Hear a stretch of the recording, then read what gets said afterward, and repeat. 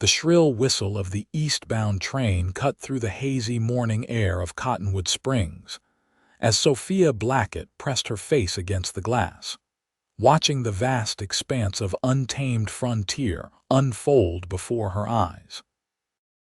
It was 1873, and at 22 years old, she was leaving behind everything she'd ever known in Boston to start anew in this dusty corner of Wyoming Territory. Her heart hammered against her ribs, partly from excitement, partly from terror, as she clutched the worn leather journal in her lap, her only connection to the father she'd lost 6 months prior. His final letter had revealed the existence of a small property in this remote town, her unexpected inheritance, and perhaps her last chance at independence. The train slowed with a screech of metal against metal, steam billowing past her window as Sophia gathered her modest belongings. She smoothed her navy traveling dress, conscious of the wrinkles that had formed during the 5-day journey. Taking a deep breath, she rose from her seat, steadying herself against the bench as the familiar ache radiated through her right hip and down her leg. The childhood illness had left its permanent mark, a limp that had defined her life in more ways than she cared to admit. Stepping onto the platform, Sophia was immediately assaulted by the dry heat and swirling dust. The town sprawled before her, a main street lined with wooden buildings, false fronts declaring their purposes in bold paint: general store, hotel, saloon. Men in dusty hats and women in practical dresses moved with purpose, while horses and wagons traversed the unpaved road. Miss Blackett. A weathered man in his 60s approached, removing his hat. Name's Elmer Wilson. Your father's attorney asked me to meet you. Sophia offered a polite smile. Thank you for coming, Mr. Wilson. Let me help you with those bags. He reached for her trunk, his eyes briefly flickering to her uneven gait as she moved forward. His expression remained neutral, but she was accustomed to reading the subtle shift in people's demeanor when they noticed her disability. The property's about a mile out of town, Wilson explained as he loaded her belongings onto his wagon. Small cabin with some land. Your father purchased it years ago as an investment but never did much with it. Sophia nodded, absorbing the information while trying to keep her balance as she climbed awkwardly onto the high wagon seat. Wilson pretended not to notice her struggle, which she appreciated. The wagon lurched forward, and Sophia took in her surroundings with wide eyes. The town quickly gave way to open country, golden prairie grass stretching toward distant mountains, the landscape dotted with scrubby pine and juniper trees. It's beautiful, she breathed, feeling the first spark of hope since her father's passing. Wilson gave a grunt of acknowledgement. It's harsh land, Miss Blackett. Takes a certain kind of person to make it out here. The unspoken question hung in the air between them whether a young woman from the East, especially one with a physical impairment, could possibly survive the rigors of frontier life. Sophia lifted her chin slightly, refusing to acknowledge the doubt. The cabin came into view, and Sophia's heart sank. The small structure stood forlorn against the landscape, its wooden walls weathered gray by years of sun and wind. The roof sagged in one corner and the small porch listed to one side. It needs work, Wilson said unnecessarily as he brought the wagon to a halt. Sophia swallowed hard. Yes, I can see that. Inside was no better. A layer of dust covered every surface, and a family of mice had clearly made themselves at home. There was a small stove, a rickety table with 2 chairs, a narrow bed in the corner, and little else. Town's getting a new schoolteacher in a few weeks, Wilson mentioned as he deposited her trunk in the center of the room. Until then, there's work at the hotel if you need it. Washing, cooking, that sort of thing. Sophia nodded, summoning a brave smile. I'll manage, Mr. Wilson. Thank you for your assistance. After Wilson departed with a tip of his hat and a doubtful glance, Sophia sank onto a wobbly chair and allowed herself a moment of panic. What had she been thinking? The inheritance had seemed like Providence, a way to escape the pitying looks and limited prospects that awaited her in Boston after her father's death. But now, confronted with the reality of this desolate place, she wondered if she'd made a terrible mistake. "No," she said aloud, her voice echoing in the empty cabin. "I won't give up before I've even begun." With determined movements, she opened her trunk and pulled out a worn pair of gloves.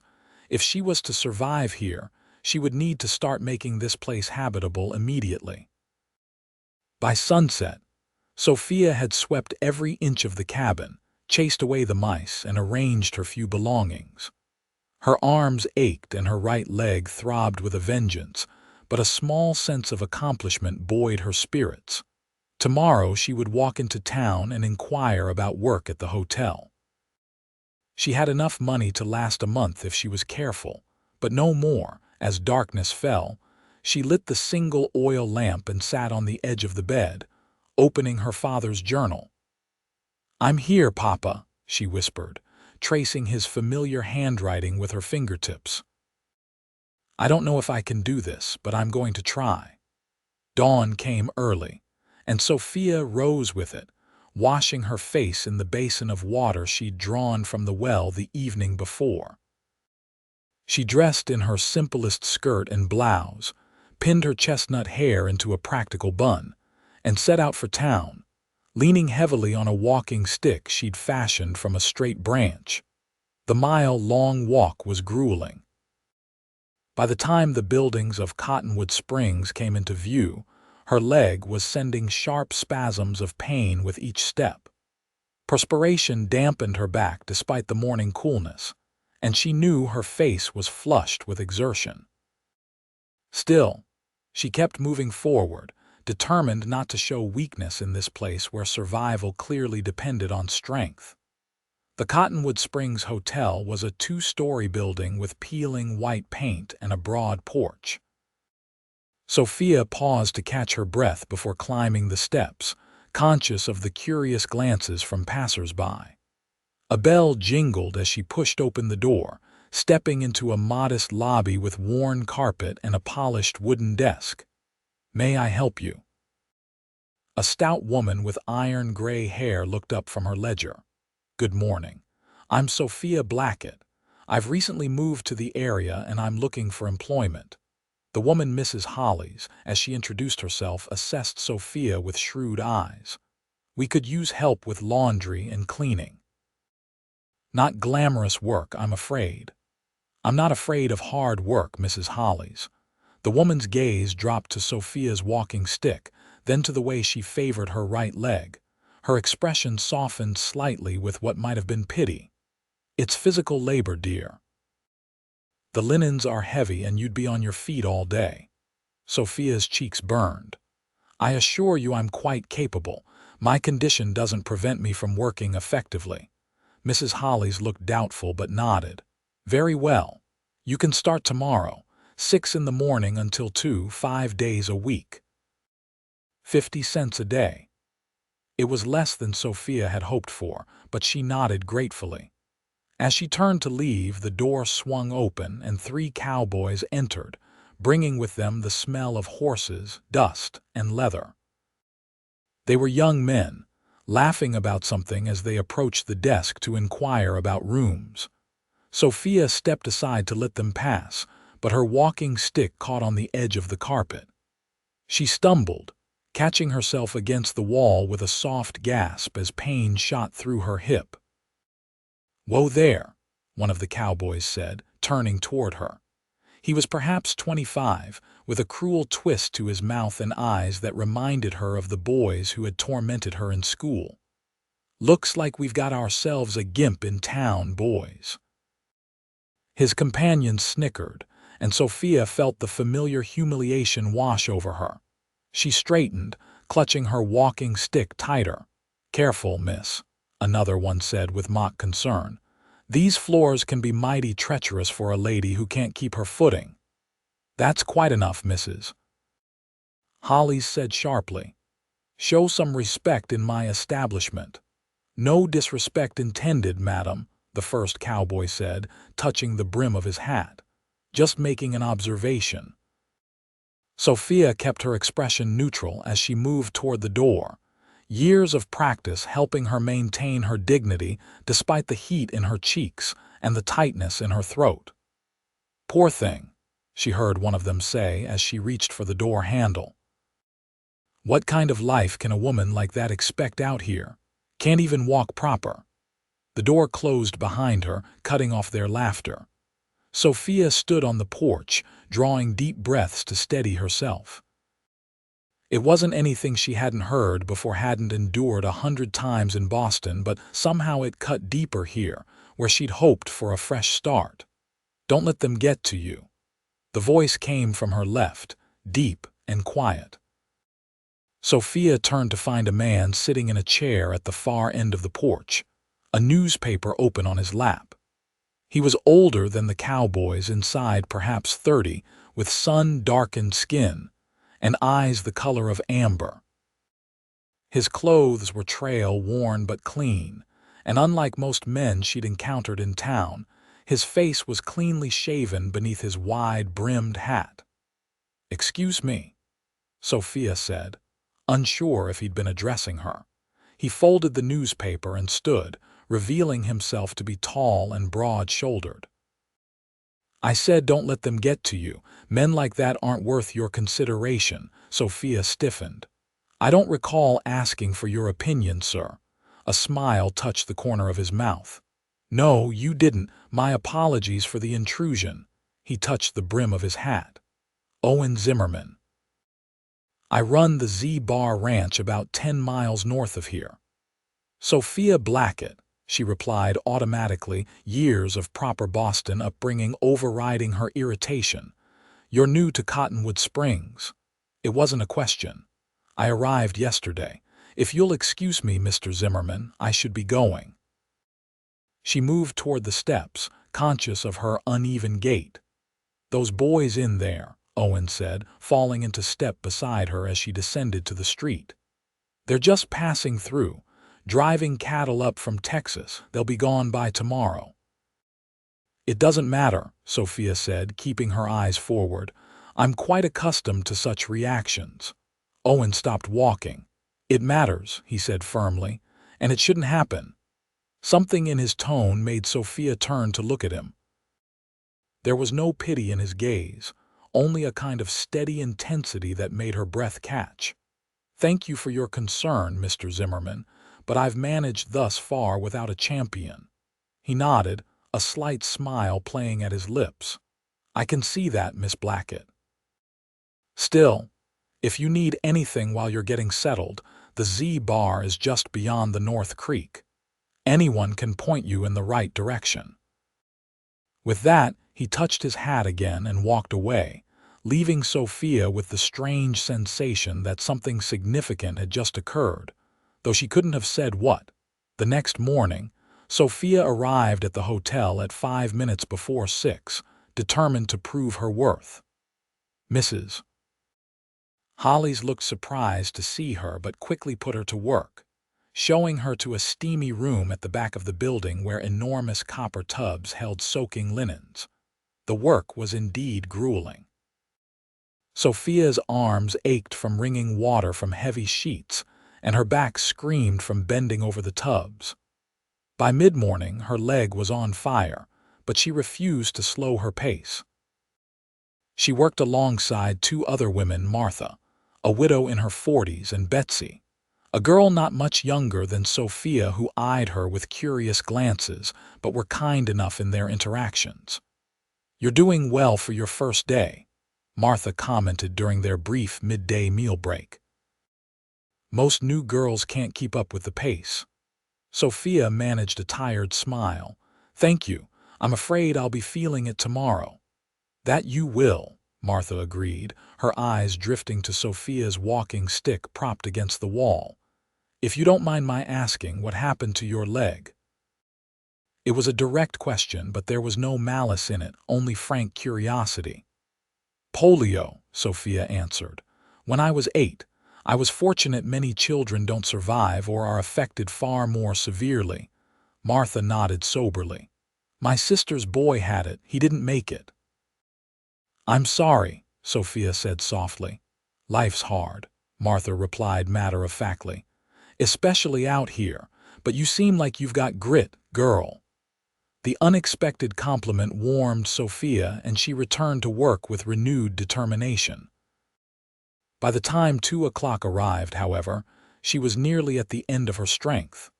Her walk home was painfully slow, and she collapsed onto her bed the moment she returned to the cabin. The next few days established a routine. Sophia would rise before dawn, walk to town, work until her muscles screamed, and return home barely able to prepare a simple meal before falling into exhausted sleep. Yet despite the physical toll, there was something satisfying about the work, about proving, if only to herself, that she could endure what many would have deemed impossible for someone with her disability. On her 4th day of work, Sophia emerged from the hotel to find Owen Zimmerman leaning against a post at the bottom of the steps, apparently waiting for her. Mr. Zimmerman, she acknowledged, surprised. Miss Blackett, he straightened, removing his hat. I was hoping I might have a word with you. Sophia raised an eyebrow. About what, precisely? I understand you're living in the old Jensen cabin. That's correct. It belonged to my father. Owen nodded. I knew Thomas Jensen years ago. Good man. I didn't realize he had family back east. He rarely spoke of Wyoming, Sophia admitted. I only learned of the property after his passing. I see. Owen ran a hand through his tawny hair. The thing is, Miss Blackett, that cabin's in rough shape. The roof won't make it through winter, and the well needs work. Sophia felt a defensive prickle. I'm aware of the cabin's condition, Mr. Zimmerman. I'm addressing the issues as I'm able. Of course, he said quickly. I'm not suggesting otherwise, but winter comes early in these parts and it's no time to be dealing with a leaky roof. I'd like to offer my help. Sophia blinked, taken aback. That's very kind, but it's not charity, Owen interrupted as if reading her thoughts. It's being neighborly. That's how things work out here. People help each other because sooner or later everyone needs help. Sophia studied him, trying to discern his motivation. His expression was open, his amber eyes meeting hers directly. Why would you help me? She asked finally. You don't know me. I knew your father, he replied simply. And I'd like to think if my sister found herself alone in a strange place, someone would lend her a hand. The mention of a sister softened Sophia's resistance. You have a sister, a shadow crossed Owen's face. Sarah died 3 years ago. Fever took her. I'm sorry, Sophia said softly. He nodded, then seemed to shake off the melancholy. So, what do you say? Will you let me take a look at that roof? Sophia hesitated, then nodded. Very well, Mr. Zimmerman, but I insist on compensating you for materials and labor. A smile spread across his face, transforming his features from merely handsome to something that made Sophia's heart stutter. We can discuss terms later. I'll come by tomorrow morning if that suits. She agreed, and they parted ways, Sophia pondering this unexpected development as she made her way home. Owen Zimmerman was a puzzle, a wealthy rancher who seemed genuinely concerned about a stranger's welfare, with no apparent motive beyond basic kindness. Such people existed in Boston as well, of course, but they were rare enough that Sophia had learned to be wary of seemingly selfless offers. True to his word, Owen arrived at the cabin shortly after sunrise the next day, his wagon loaded with lumber, tools, and a young man he introduced as Caleb, one of his ranch hands. While Caleb began unloading supplies, Owen made a thorough examination of the cabin's condition. The roof's the priority, he told Sophia as they stood in the yard.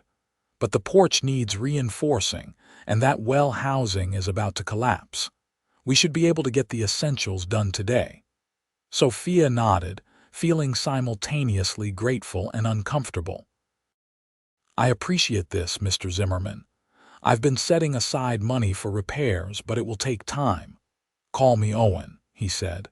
"And like I said, this is what neighbors do."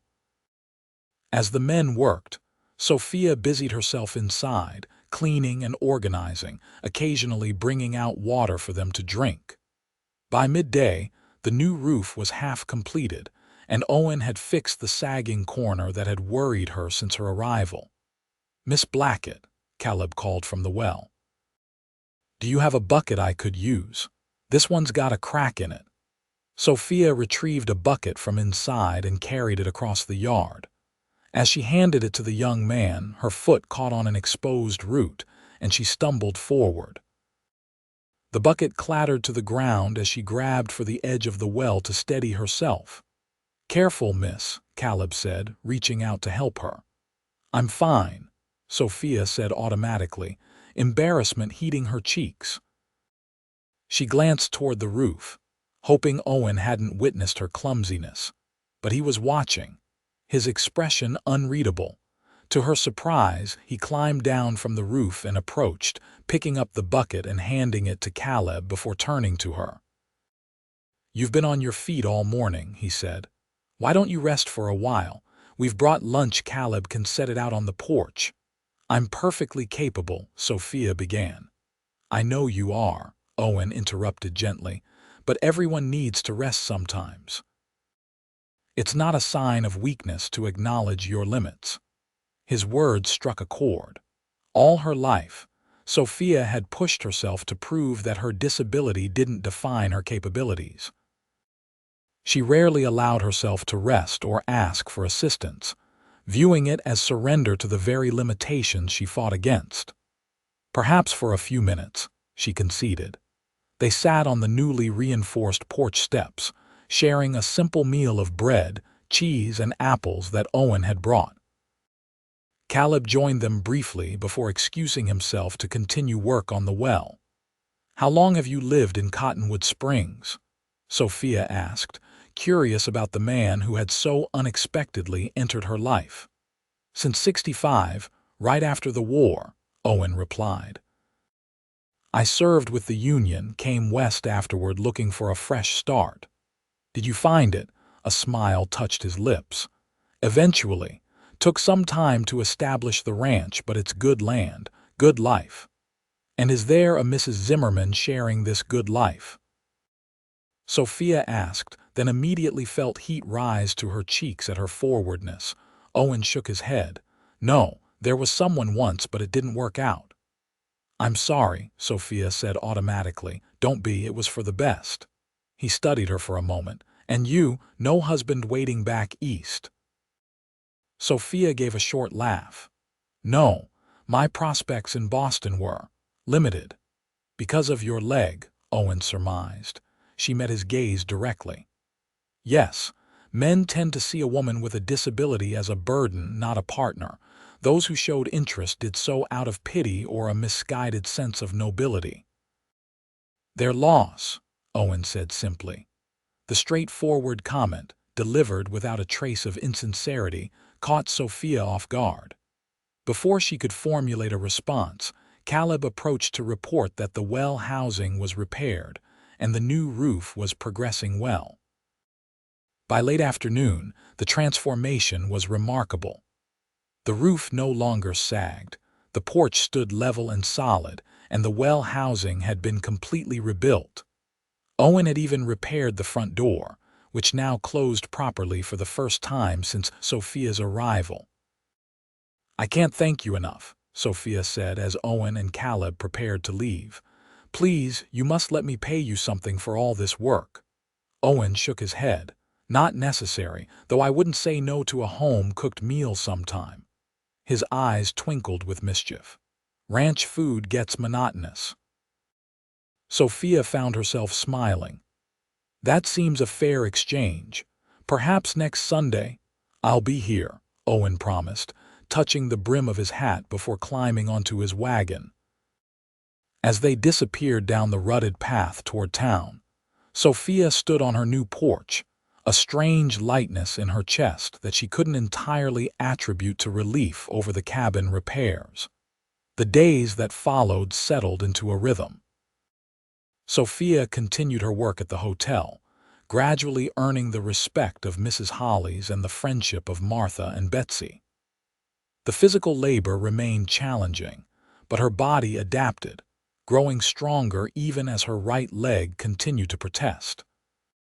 She learned to pace herself, to find ways of completing tasks that minimized strain on her weaker side. Sunday arrived clear and cool, with the first hint of autumn crispness in the air. Sophia woke early, both nervous and excited about Owen's impending visit.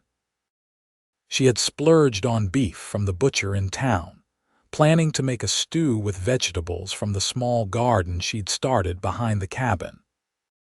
By noon, the stew was simmering, filling the cabin with rich aromas, and Sophia had changed into her best dress, a simple blue cotton that brought out the color of her eyes. She just finished setting the table when she heard the sound of a wagon approaching. Owen arrived bearing gifts, a basket of fresh apples from his orchard and a small pouch of coffee beans, luxuries that made Sophia's eyes widen with appreciation. "These are wonderful," she said, inhaling the rich scent of the coffee. "Thank you." "It's the least I can do for a home-cooked meal," Owen replied, his gaze sweeping appreciatively around the cabin. "You've made this place look like a real home." Sophia followed his gaze, seeing the cabin through his eyes, the simple curtains she'd sewn for the windows, the wildflowers arranged in a jar on the table, the neat stack of books beside her bed. "It's coming along," she acknowledged. The meal was a success, the conversation flowing easily between them. Owen told stories of his early days in Wyoming Territory, the challenges of establishing his ranch, the harsh winter of '67 that had nearly broken him. "What kept you going?" Sophia asked, genuinely curious. Owen considered the question. "Stubbornness, mostly," he admitted with a wry smile. "And knowing I had nowhere else to go, the war had changed everything back home in Pennsylvania. There was nothing for me there." "I understand that feeling," Sophia said softly. "After my father died, Boston felt suffocating, as if everyone was just waiting for me to admit I couldn't manage on my own so they could sweep in and take over my life." Owen nodded, his amber eyes intent on her face. "But you didn't give them that satisfaction." "No," she agreed. "I didn't." As the afternoon lengthened into evening, Sophia found herself reluctant for Owen's visit to end. They moved to the porch, watching the sun sink toward the distant mountains, painting the sky in vivid streaks of orange and pink. "Will you tell me about your leg?" Owen asked suddenly. "If you don't mind my asking." Sophia stiffened slightly, then relaxed. Unlike most, Owen's question didn't seem motivated by morbid curiosity or pity. "I contracted polio when I was 8, she explained. "I was bedridden for months. The doctors told my parents I might never walk again, but my father refused to accept that. He worked with me every day, exercising my muscles even when I cried from the pain." She smiled at the memory. "He was relentless, but it worked. I regained strength in my left leg completely and partially in my right." "Your father sounds like a remarkable man." "He was," Sophia said softly. "After my mother died when I was 12, it was just the two of us. He never treated me as if I was broken or fragile. He expected me to live fully, disability or not." "A wise approach," Owen commented, "and clearly effective. You're one of the strongest people I've met, Sophia." The use of her first name sent an unexpected warmth through her chest. "Am I?" "You left everything familiar to come to a place where survival challenges even the most able-bodied. You work harder than most to prove yourself, and you face ignorance and cruelty with dignity." His eyes held hers. "Yes, I'd say that qualifies as strength." In that moment, with the setting sun painting the world gold and Owen's earnest words washing over her, Sophia felt something shift inside her, a wall beginning to crumble, a heart long guarded starting to open. "Thank you," she said simply, unable to articulate the complex emotions his assessment stirred within her. As darkness fell, Owen reluctantly took his leave, but not before securing an invitation to return the following Sunday. Sophia stood on her porch long after his wagon disappeared from view, her mind replaying their conversations, her heart lighter than it had been in years.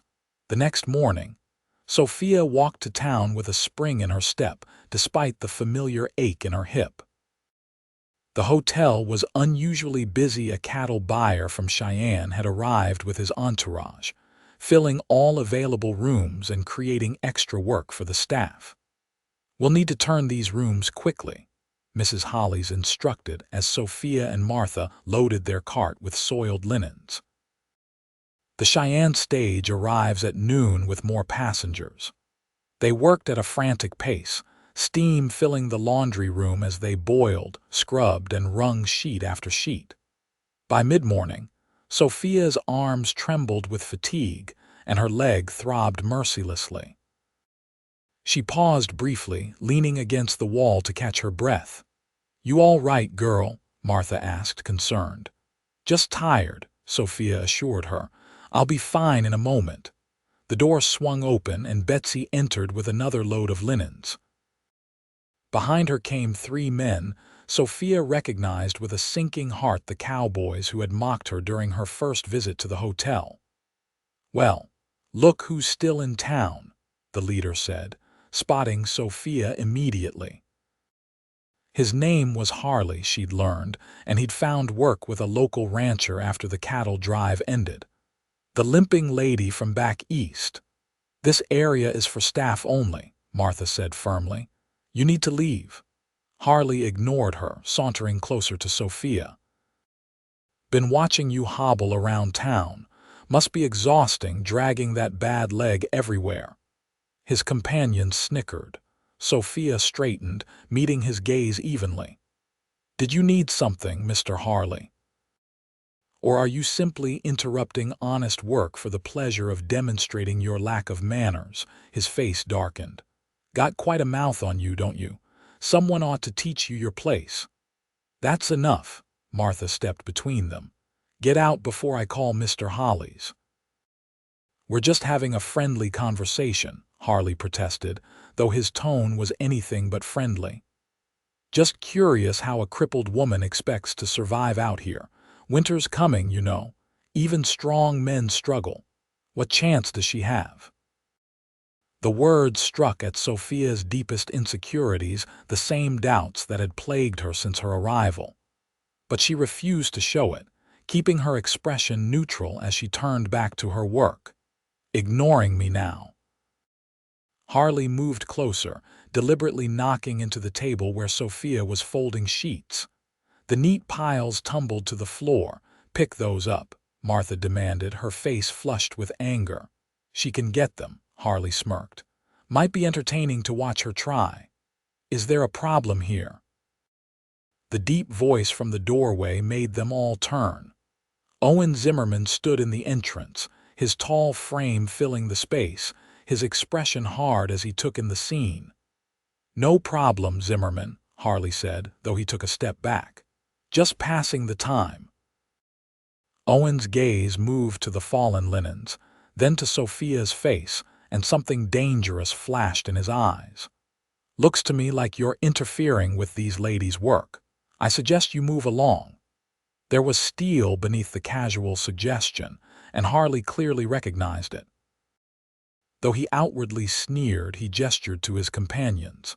"Come on, boys. Air's getting foul in here anyway." As they shouldered past Owen, Harley muttered something under his breath. Owen's hand shot out, gripping the cowboy's arm with sudden force. "What was that?" Harley's face paled slightly. Nothing important. Then keep it to yourself. Owen released him with a slight shove toward the door. When they were gone, Owen turned to Sophia. Are you all right? I'm fine, she said automatically, bending to retrieve the fallen linens despite the protest from her leg. This isn't the first time I've encountered such attitudes, nor will it be the last. Owen knelt beside her, gathering sheets with efficient movements. That doesn't make it acceptable. No, she agreed quietly, but it makes it survivable. Their hands met over the last fallen sheet, and Sophia felt a jolt at the contact, his skin warm and calloused against hers. Their eyes met, and for a moment, the busy laundry room seemed to fade away, leaving only the two of them in a bubble of shared understanding. The moment broke when Martha cleared her throat pointedly. Owen stood, helping Sophia to her feet with a gentle hand under her elbow. I actually came to invite you to dinner, he said. At the ranch, this Saturday if you're free. The invitation surprised her. That's very kind, but I don't have a way to get there. I'll send a wagon for you, Owen replied. Around 4 o'clock, aware of Martha and Betsy's curious gazes, Sophia nodded. Thank you, I'd like that. After Owen left, Sophia endured the knowing looks and gentle teasing from her coworkers, who were clearly intrigued by the rancher's interest in the new woman in town. Owen Zimmerman's quite a catch, Betsy commented as they resumed their work. Half the eligible women in the territory have set their caps for him. We're merely friends, Sophia protested, though the words felt inadequate to describe the connection that seemed to be developing between them. If you say so, Martha said with a skeptical smile. But I've known that man for 8 years, and I've never seen him bring a woman linens from the floor before. The rest of the week passed in a blur of work and anticipation. By Saturday, Sophia was a bundle of nerves, spending far too long deciding what to wear before settling on her green dress, her second best, but the one that best complemented her auburn hair. The wagon arrived precisely at 4, driven by Caleb, who greeted her with a friendly smile. Boss has been in a state all day, he confided as he helped her up to the seat. Had us scrubbing the place from top to bottom. The drive to the Z-Bar Ranch took nearly an hour, giving Sophia time to appreciate the sweeping beauty of the landscape. As they crested a hill, the ranch spread out before them, a large main house built of logs and stone, several outbuildings, corrals filled with horses, and vast pastures where cattle grazed. It's magnificent, Sophia breathed. Boss built most of it himself, Caleb said proudly. Started with nothing but acclaim and determination. Owen was waiting on the porch as they drove up, and Sophia's heart quickened at the sight of him. He'd exchanged his usual work clothes for clean dark trousers and a pressed white shirt, his hair still damp from washing. Welcome to the Z-Bar, he said, helping her down from the wagon with hands that lingered perhaps a moment longer than necessary. The inside of the house surprised Sophia. Rather than the sparse bachelor quarters she had expected, the rooms were comfortably furnished with well-made pieces, colorful rugs covering the plank floors, and bookshelves lining one wall of the large main room. Your home is lovely, she said sincerely. Thank you. It's been a work in progress for years. Owen gestured toward a table set near the large stone fireplace. I hope you're hungry. Mrs. Pierce, our cook, has prepared enough food for an army. Dinner was a leisurely affair, the food excellent and plentiful. Afterward, Owen showed her around the property as the sun began to set, pointing out features with obvious pride. I had nothing when I came here, he told her as they paused by a corral where several fine horses watched them curiously. Just the money I'd saved from my army pay and a dream of something that was mine. You've built something remarkable, Sophia said. You should be proud. I am, he acknowledged, but lately I've been thinking there's more to life than cattle and horses." He turned to face her, his expression suddenly serious. "Sophia, I need to tell you something." Her heart skipped. "What is it?" "I knew who you were before you arrived in Cottonwood Springs," he admitted. "Your father wrote to me several months ago before he passed. We'd kept up a correspondence over the years, though we'd only met in person a few times." Sophia stared at him, processing this revelation. "He never mentioned you." "No, I don't suppose he would have. Our connection was primarily business-related initially. I purchased some horses from him years ago when he lived briefly in St. Louis." "What did his letter say?" Sophia asked, uncertain how to feel about this unexpected connection. Owen's expression softened. "He was concerned about you. He knew his health was failing and he worried about your future. He asked if I would keep an eye on the Jensen property, your property, until you decided what to do with it. So that first day at the hotel, you were watching for me." He nodded. "I recognized your name when Mrs. Hollies mentioned the new woman in town. I was planning to introduce myself properly, but then those cowboys." His jaw tightened at the memory. "Why didn't you tell me this immediately?" Sophia asked, a note of accusation in her voice. "I wanted to get to know you on your own terms, not as a favor to your father," Owen explained. "I didn't want you to think I was hovering out of obligation or pity." Sophia absorbed this, emotions warring within her betrayal at the omission, confusion about what it meant for their developing relationship, gratitude for her father's foresight. "I understand if you're angry," Owen said quietly. "I should have been honest from the start, but I need you to know that everything since my interest in you, the time we've spent together that had nothing to do with any promise to your father."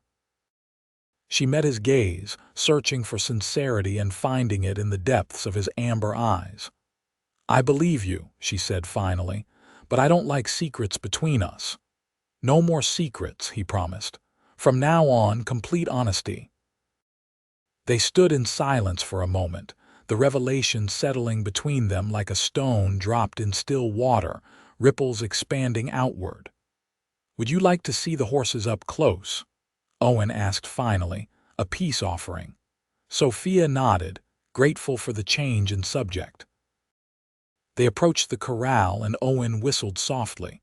A beautiful chestnut mare trotted over, extending her velvet nose toward them. "This is Copper," Owen said, running a hand along the horse's neck. "Gentlest mare on the ranch." "She's beautiful," Sophia said, cautiously reaching out to stroke the horse's nose. "You ride?" Owen asked. Sophia shook her head. "Not since I was a child before my illness. I haven't tried since." Owen studied her thoughtfully. "Would you like to?" "With the right horse and saddle, I think you could manage it." The suggestion both thrilled and terrified her. "I don't know if my leg would allow it." "We could try," Owen said gently. "Not today, but sometime, if you're willing." The offer represented more than just a horseback ride.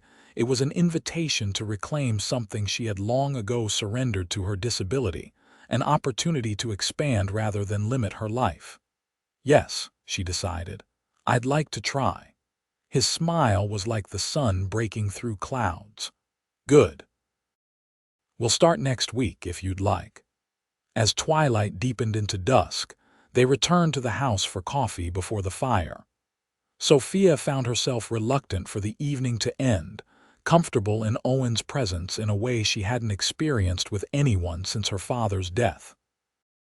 "Tell me more about your father," Owen requested as they sat in chairs drawn close to the hearth. "Thomas was a private man in our correspondence. I knew he was a widower with a daughter, but little else about your life together." Sophia smiled, memories washing over her. "He was a watchmaker by trade, but an inventor at heart. Always tinkering with mechanisms, dreaming of creating something revolutionary. He never quite succeeded, but he never stopped trying either. That persistence clearly runs in the family," Owen observed with a warm glance. Perhaps, she acknowledged. After my mother died, he devoted himself to raising me. He never remarried, though I suspect there were women who would have had him. I think he felt it would somehow dishonor her memory. And he encouraged your independence, despite your health challenges. Because of them, I think, Sophia replied. He knew the world would try to limit me, so he made sure I never limited myself. She paused, a realization dawning. That's why he purchased the property here, isn't it? He was creating an option for me, a place where I could be truly independent. Owen nodded. That's my guess. In his letter, he mentioned hoping you would consider coming west. He thought the open country might suit your spirit better than Boston society. Tears pricked at Sophia's eyes. He knew me well. He loved you deeply, Owen said softly. That was evident in every word he wrote about you. The ride back to her cabin that night was quiet, both of them wrapped in their thoughts under a canopy of brilliant stars. When they arrived, Owen insisted on seeing her safely inside despite her protests that she was perfectly capable. I know you're capable, he said as they stood in the doorway. But allowing others to help occasionally isn't weakness, Sophia. Sometimes it's simply accepting that people care about you. His words struck a chord deep within her, the realization that her fierce independence, while necessary for survival, had also become a barrier that kept others at a distance. Thank you for tonight, she said softly. For dinner, for the truth about my father, for everything. My pleasure, Owen replied, his voice equally soft. He hesitated, then bent slightly, pressing his lips to her cheek in a gesture so gentle it made her heart ache. Good night, Sophia. Good night, Owen, she whispered, watching as he returned to his wagon and drove away into the darkness. True to his word, Owen arranged for Sophia's first riding lesson the following week. He arrived at her cabin on a sunny Wednesday afternoon, leading 2 horses Copper, the gentle mare she had met at the ranch, and his own gelding, a powerful bay named Thunder.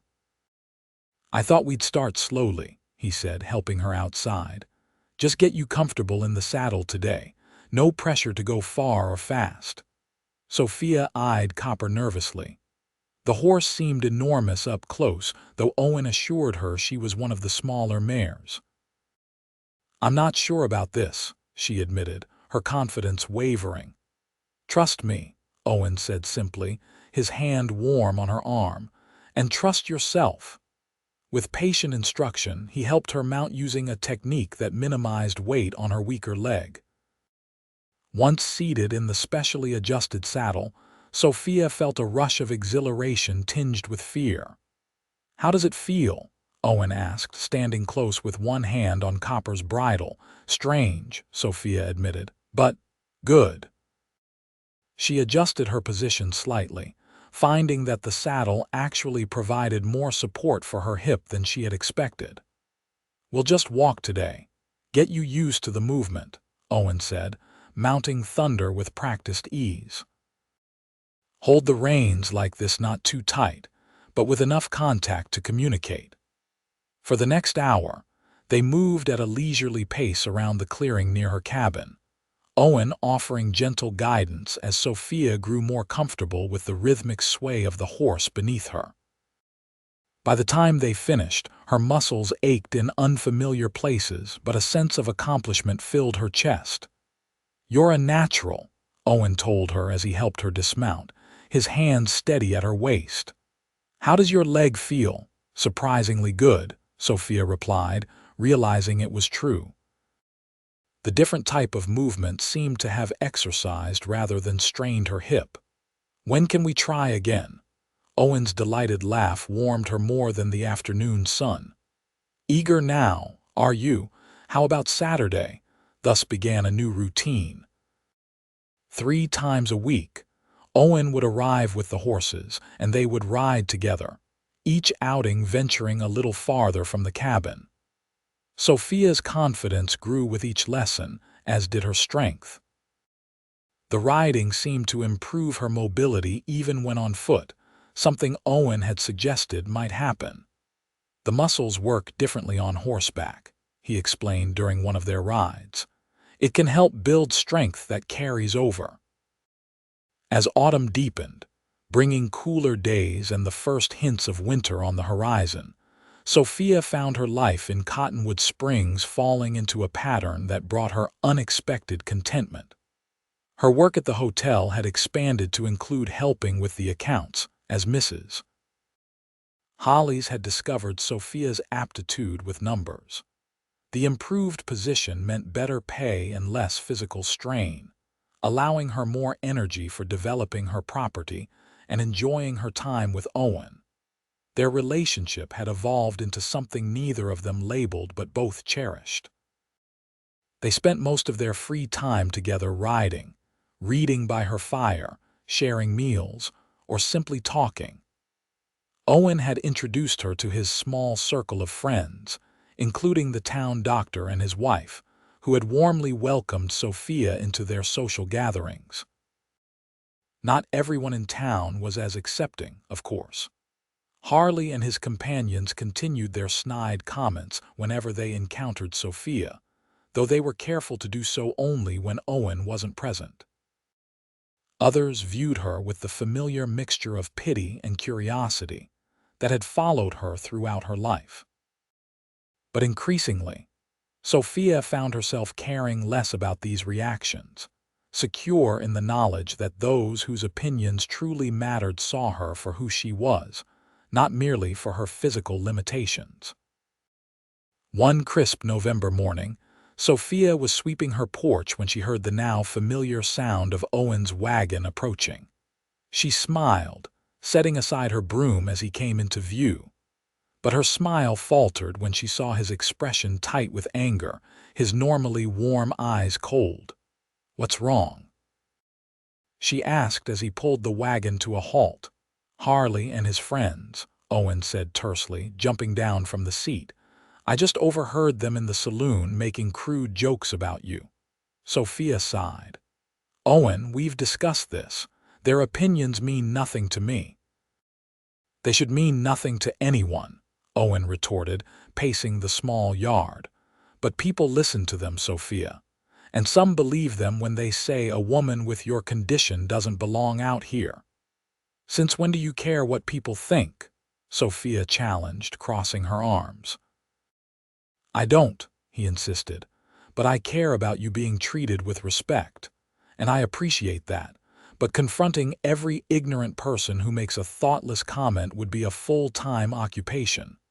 She moved closer, placing a hand on his arm. "This isn't Boston, Owen. I'm not surrounded by people whispering behind fans about the poor Blackett girl and her unfortunate condition. Most folks here are too busy surviving to spend much energy judging others." Owen's expression softened slightly. "You're right. I just hate hearing them talk about you that way." "I know." She squeezed his arm gently. "But I learned long ago that the opinions of such people say more about them than they do about me." He studied her face, admiration replacing anger in his eyes. "You're remarkable, do you know that?" The compliment sent warmth blooming across her cheeks. "Hardly. Just practical." "No," Owen said, his voice dropping as he reached up to brush a strand of hair from her face. "Remarkable is exactly the right word." His fingers lingered against her cheek, and Sophia felt her breath catch at the tenderness in his touch. For weeks now, they had been dancing around the growing feelings between them, neither quite ready to put words to the emotion that hummed in the air whenever they were together. But in that moment, with the morning sun warming their faces and Owen's gaze holding hers with unmistakable intent, Sophia felt the last of her carefully constructed defenses begin to crumble. "Owen," she whispered, his name a question and an answer all at once. He stepped closer, his hand cradling her face with exquisite gentleness. "Sophia," the moment shattered as the sound of approaching hoofbeats reached them. Owen stepped back with obvious reluctance as a rider came into view. Caleb, urging his horse at a gallop. "Boss," he called, reining in sharply. "There's trouble at the ranch. Fire in the north pasture. Peterson sent me to find you." Owen's expression shifted instantly from tender to focused. "How bad?" "Grass fire spreading toward the winter hay storage. Men are fighting it, but they need more hands." "I'll come right away," Owen said, turning to Sophia with regret in his eyes. "I'm sorry, go," she urged. "Don't worry about me." He nodded, squeezing her hand briefly before mounting his horse and following Caleb at a gallop, leaving Sophia standing alone in her yard, her heart racing with what might have been. The fire at the Z-Bar consumed nearly 50 acres before the ranch hands managed to contain it, destroying a significant portion of the winter hay supply. For the next 2 weeks, Owen was consumed with the aftermath, salvaging what they could, arranging to purchase additional feed from neighbors, and dealing with the injured cattle caught in the blaze. Sophia understood his absence but found herself missing him with an intensity that surprised her. They had become so interwoven in each other's daily lives that his sudden removal left a palpable void. When he finally appeared at her cabin again, he looked exhausted but relieved. "The worst is behind us," he told her as they sat at her small table sharing coffee. "We lost some stock and feed, but it could have been much worse." "Do they know what caused it?" Sophia asked. A shadow crossed Owen's face. "Careless campfire, most likely, though Peterson found boot prints that suggest someone might have been trespassing on our land." "You think it was deliberate?" Sophia asked, alarmed. "I don't know," Owen admitted. "There's been tension with some of the smaller ranchers over water rights, and Harley's been making noise about starting his own spread." He shook his head. "But arson is a serious accusation without proof." The conversation drifted to lighter topics as the afternoon wore on, but Sophia sensed Owen was holding something back, his manner slightly reserved compared to their usual easy companionship. As twilight approached and Owen prepared to leave, Sophia finally asked directly, "Is something else troubling you? You seem distant." He hesitated, then sighed. "The fire made me realize how precarious our existence is out here, how quickly everything you've built can be lost." "That's true anywhere," Sophia pointed out. "Life offers no guarantees." "No, but—" Owen ran a hand through his hair, a gesture she recognized as a sign of inner conflict. "Sophia, these past months with you have been the happiest of my life. I find myself thinking of you constantly, wanting to share every moment, every thought, every dream with you." Her heart quickened at his words. "I feel the same," she admitted softly. Owen stepped closer, taking her hands in his. "But I've been hesitating to speak of my feelings because I worry about what I can offer you. My life here is difficult, often dangerous. The ranch demands everything I have, and after the fire, I wonder if it's fair to ask you to share such an uncertain existence." Sophia felt a bubble of laughter rise in her throat, surprising them both. "Owen Zimmerman, are you suggesting I might prefer a safer, more comfortable life? Have you learned nothing about me these past months?" His expression shifted from concern to sheepish acknowledgement. "When you put it that way, I left Boston because I was suffocating in safety and comfort," Sophia continued, emboldened by the emotion she saw in his eyes. "I came west seeking exactly what you offer, a life that demands everything, that challenges me to be more than my limitations, that values strength of will over physical perfection." Owen's hands tightened around hers. "Are you saying—" "I'm saying that I love you," Sophia declared, the words she'd held inside for weeks finally breaking free. "And that I'd rather face uncertainty with you than security with anyone else." For a heartbeat, Owen stood motionless, his expression stunned. Then, with a sound somewhere between a laugh and a groan, he pulled her into his arms, his lips finding hers in a kiss that sent warmth cascading through her entire body. When they finally parted, both breathless, Owen rested his forehead against hers. "I love you, Sophia Blackett. With everything I am, I love you." "Then that's all that matters," she whispered, her heart so full she thought it might burst. They stood there in the gathering darkness, wrapped in each other's arms, the future stretching before them, uncertain perhaps, but facing it together. The first snow of winter fell a week later, blanketing Cottonwood Springs in pristine white. Sophia woke to find her cabin surrounded by a transformed landscape, the familiar contours of her small property softened and made new by the snowfall. She had just finished breakfast when a knock came at her door. Opening it, she found Owen on her porch, snow dusting his hat and shoulders, his cheeks ruddy from the cold.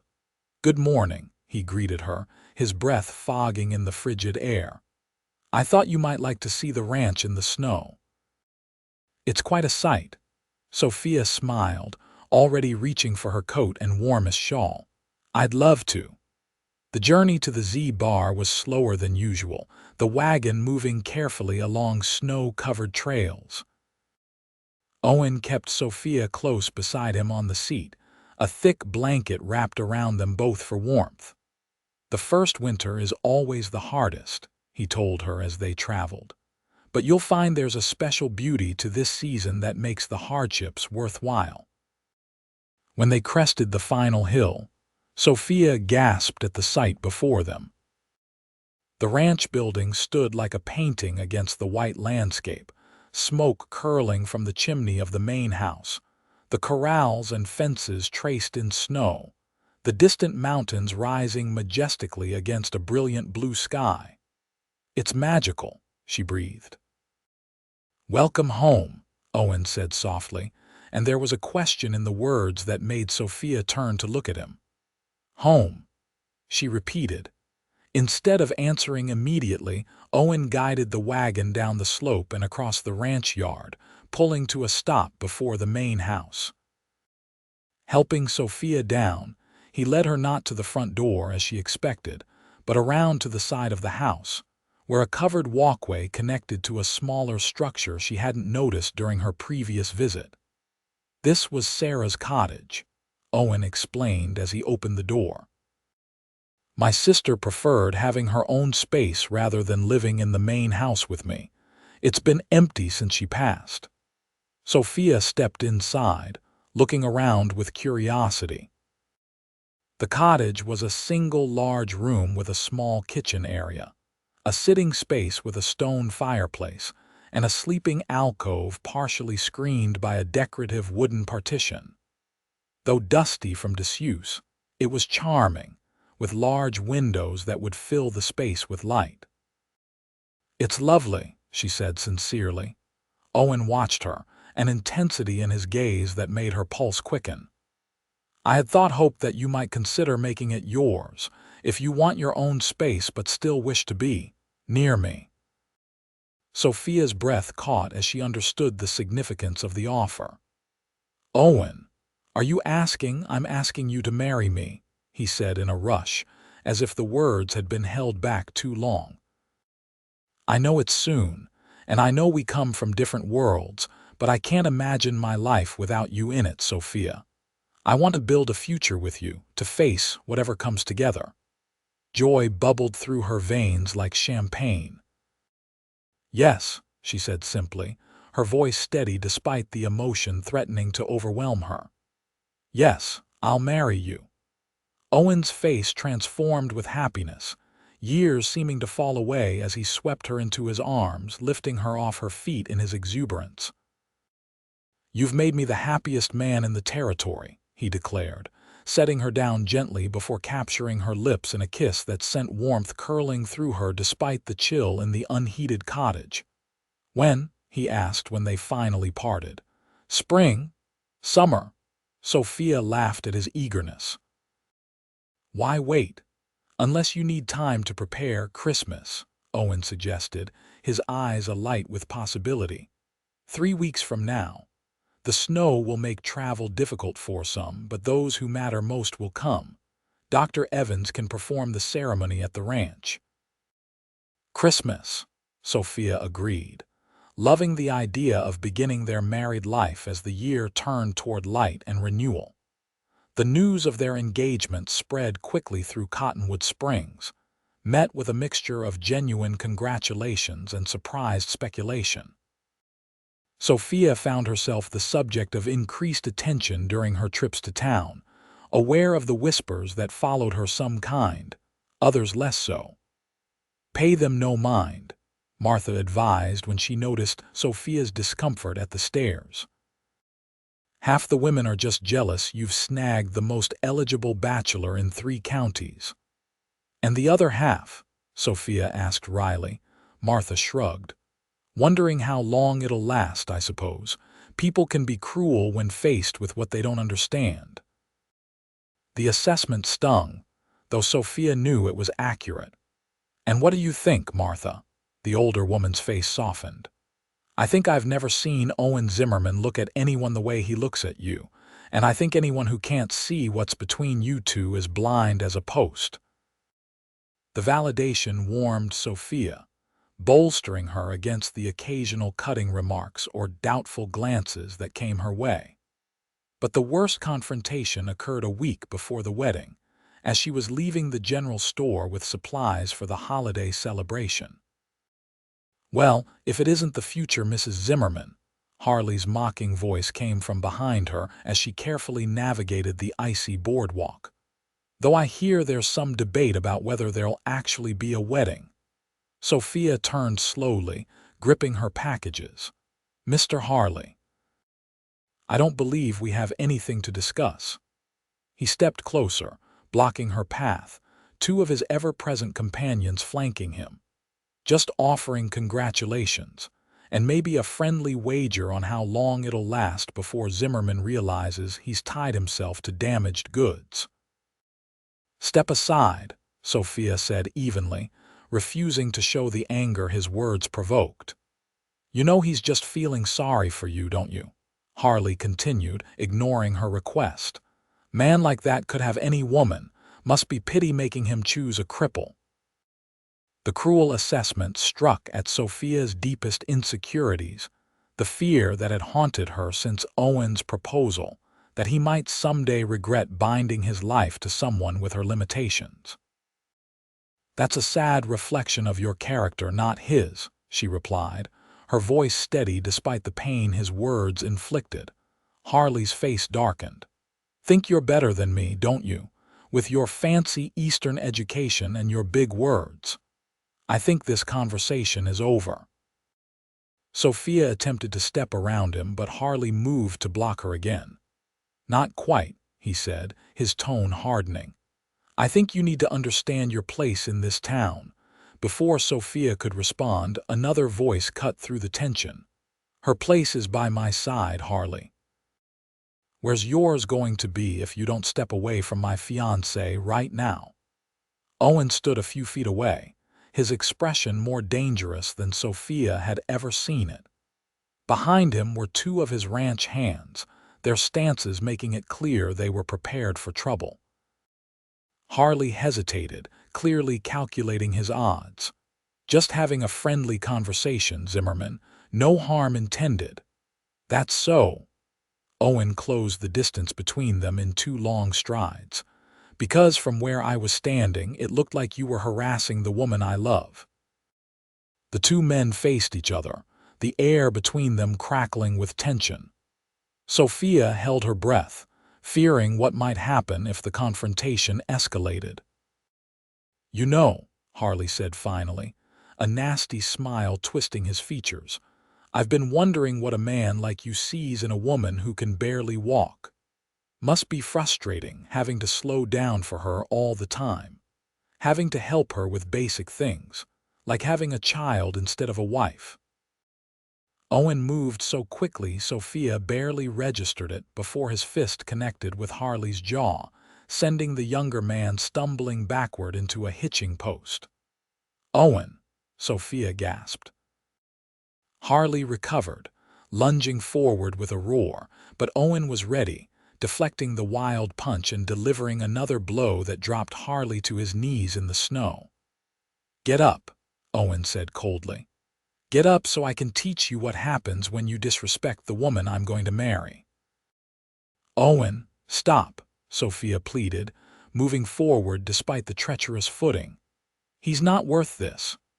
Owen glanced at her, conflict clear in his eyes, the desire to defend her honor warring with his respect for her wishes. "You should listen to her, Zimmerman," Harley said, climbing unsteadily to his feet, blood trickling from his split lip. "After all, she walked through more than you ever will, right?" He laughed, the sound ugly with malice. "That's what you told Peterson last month. That we should respect her because she suffered. Well, suffering don't make you fit to be a rancher's wife." Owen tensed, preparing to strike again, but Sophia placed a hand on his arm. "Please," she said quietly, "let's go home." For a moment she thought he might refuse, but then Owen exhaled slowly, the tension easing from his shoulders. "You're right," he said, his eyes never leaving Harley's face. "He's not worth it."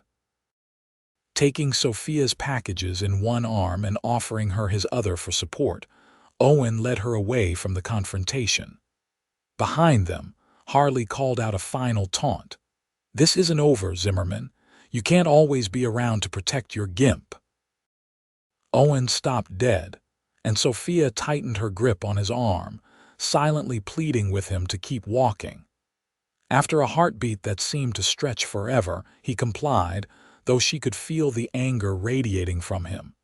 They didn't speak until they reached his wagon, parked in front of the hotel. As he helped her up to the seat, Owen finally broke the silence. "I'm sorry you had to witness that. I lost my temper."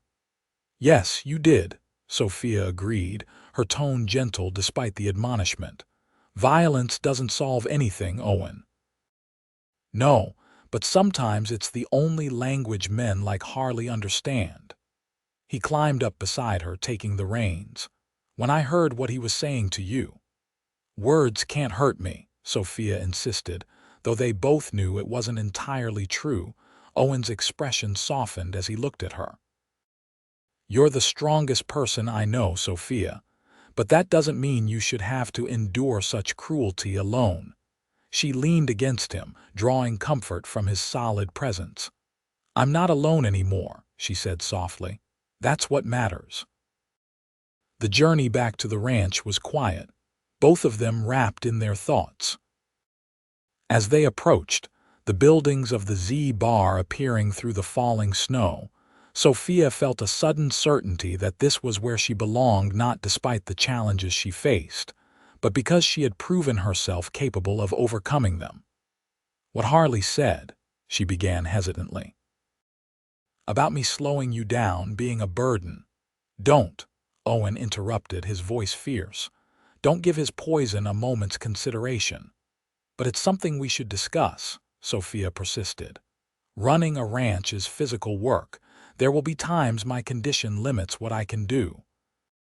Owen guided the wagon to a stop before the main house, turning to face her fully.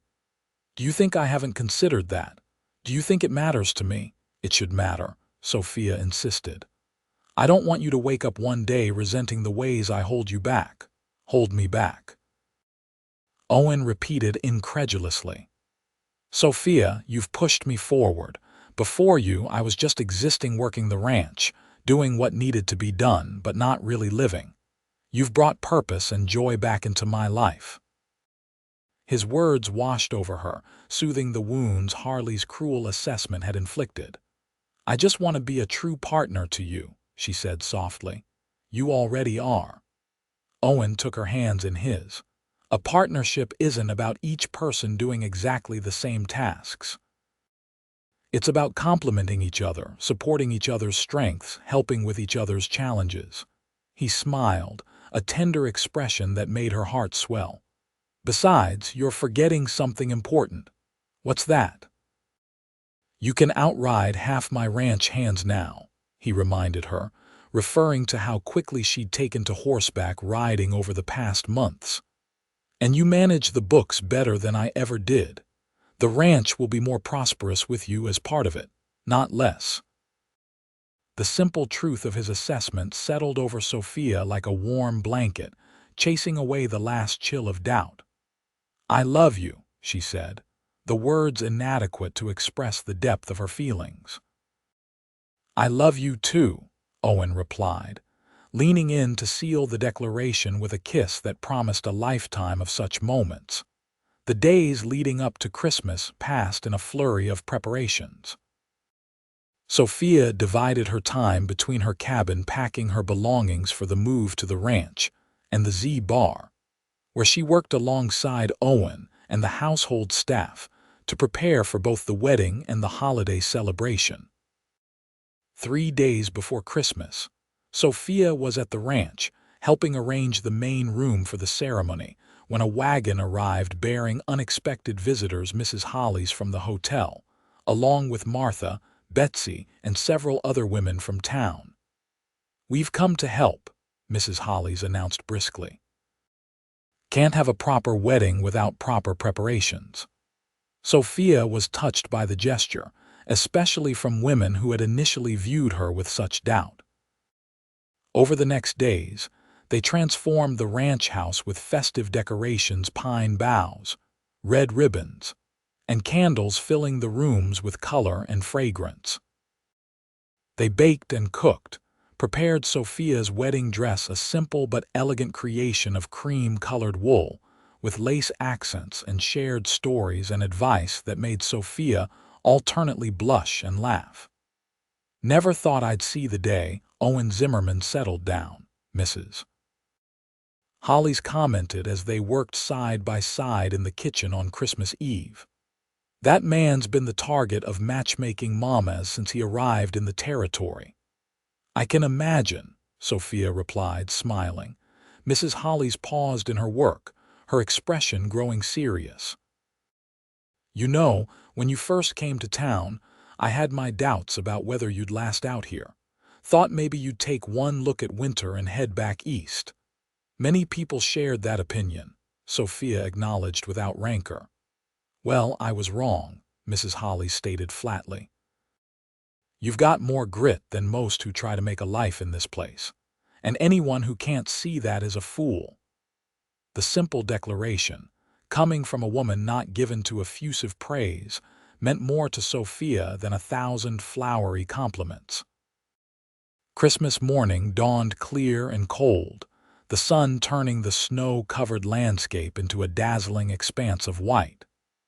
Sophia woke early in Sarah's cottage, where she had spent the night in accordance with tradition, her heart racing with anticipation. Martha arrived shortly after breakfast to help her dress, followed by Betsy with a bouquet of pine holly berries and dried flowers they had somehow managed to assemble despite the winter season.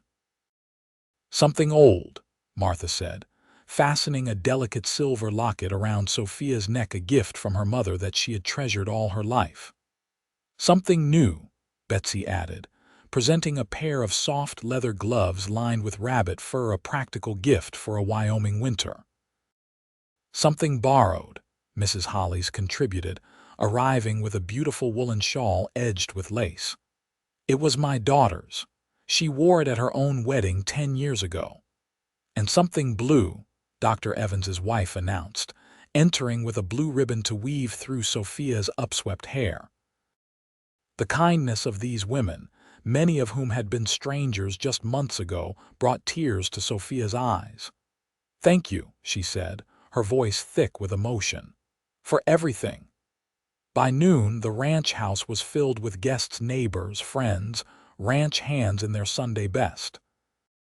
Owen waited by the fireplace with Dr. Evans, who would perform the ceremony, his expression a mixture of nervousness and joy.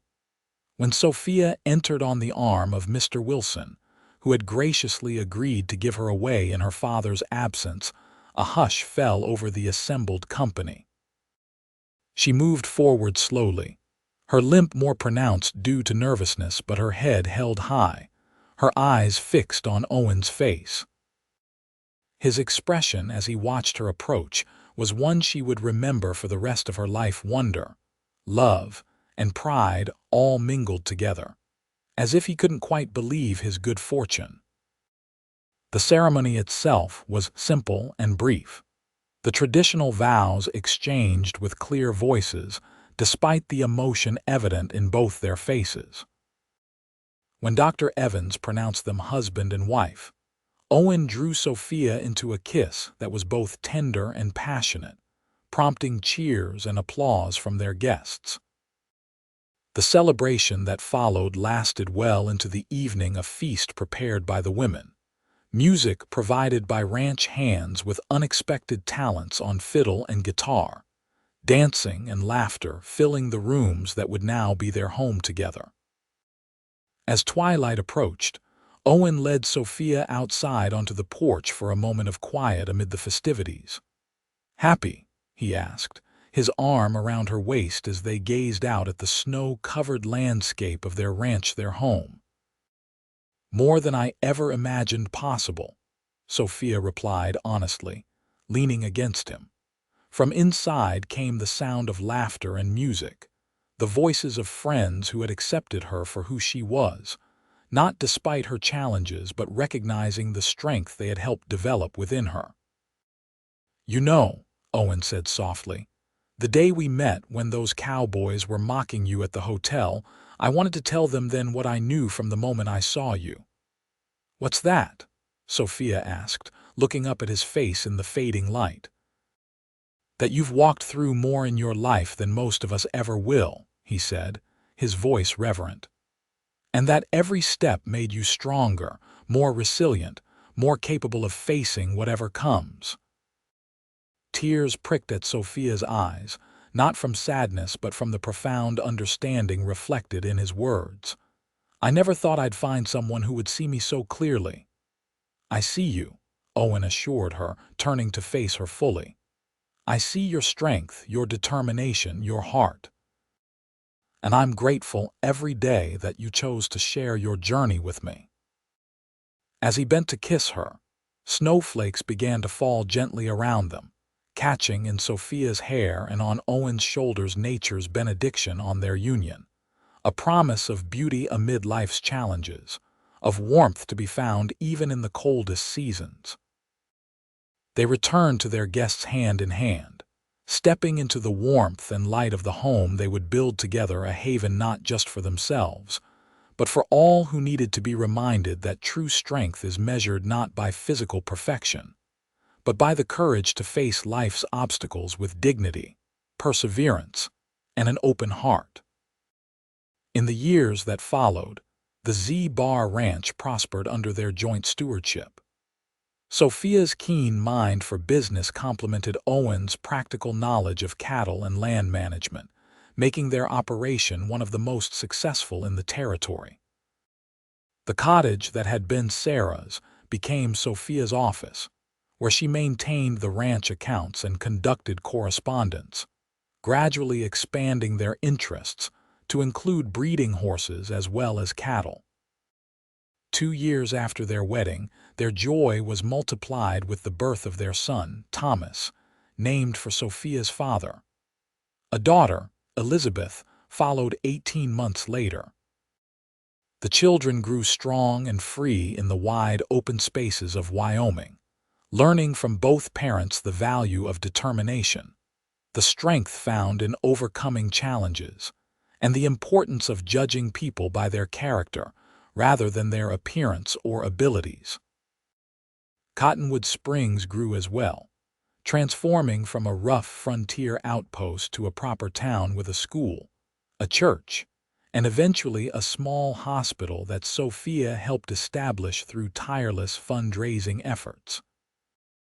Her work to improve medical care in the region was inspired by her own experiences, her desire to ensure that others with physical challenges would find support rather than obstacles.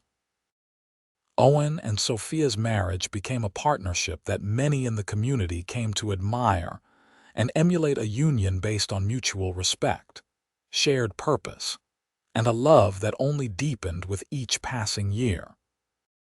When difficulties came, as they inevitably did, harsh winters, cattle disease, financial pressures, they faced them together, each drawing strength from the other's resilience.